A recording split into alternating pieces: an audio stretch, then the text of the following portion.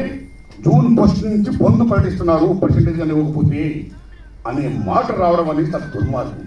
It's trash. అది ఉంటుంది, అది కరెక్ట్ కాదు. అందులో కుట్ర ఉంది.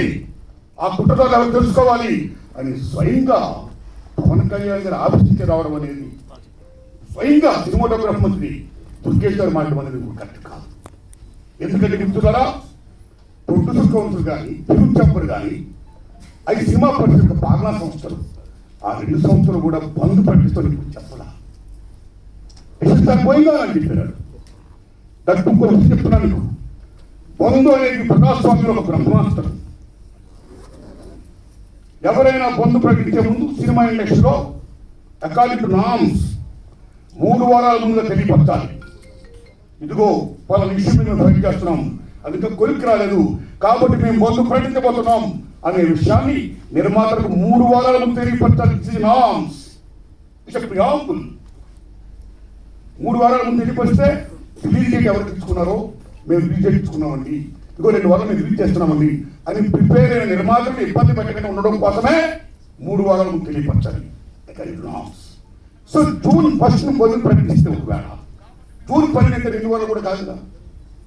ఏ రకంగా మీకు హడారి అభివృద్ధి కలిసి వర్తింపు చేస్తుందండి? అది కరెక్ట్ కాదు. పవన్ కళ్యాణ్ గారు ఎవరైనా కుట్రపడతారు. తెలుగు చలచిత్ర పరిశ్రమలో విశ్వవిఖ్యాత సర్వం ఎన్టీ రామారావు గారు భారతదేశంలో ఎన్టీఆర్ మన తెలుగు జాతిని ఖ్యాతిని చేసిన మహనీయుడు. అది పొలిటీషియన్, అది సీఎం దగ్గర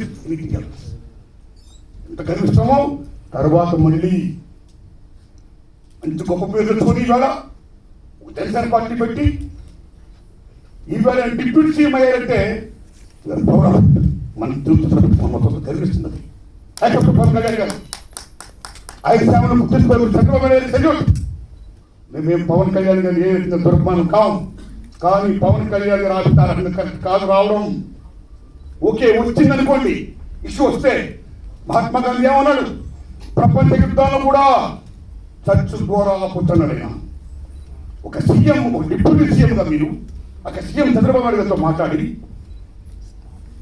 అర్హమైన మనల్ని టాపిక్ మీరు ఎత్తకుండా, ఓకే మీ ఇండస్ట్రీ కష్టాల్లో ఉన్నప్పుడు రండి, మన సిద్ధం చేసుకుంటారండి, మహాత్ముదారండి అని చెప్పుకుంటూ పెద్దలు ప్లే చేస్తుంటే ఒక చలచిత్ర పరిశ్రమ పెట్టగా మిమ్మల్ని మేము అంత గౌరవించుకోవడం సార్. ఎంత బాగుంది సార్, ఎంత బాగుంటుంది సార్. ఆ పని చేయండి సార్ పవన్ కళ్యాణ్ గారు. ఎందుకంటే పర్సెంటేజ్ సిస్టమ్ వల్ల ఇండస్ట్రీ ఇవాళ చాలా మేలు జరుగుతుందండి. పర్సెంటేజ్ సిస్టమ్ లేకపోవడం వల్ల ఇండస్ట్రీ సగటు నిర్మాతం కొలాప్స్ అయిపోతుందండి. వాళ్ళు నమ్మకం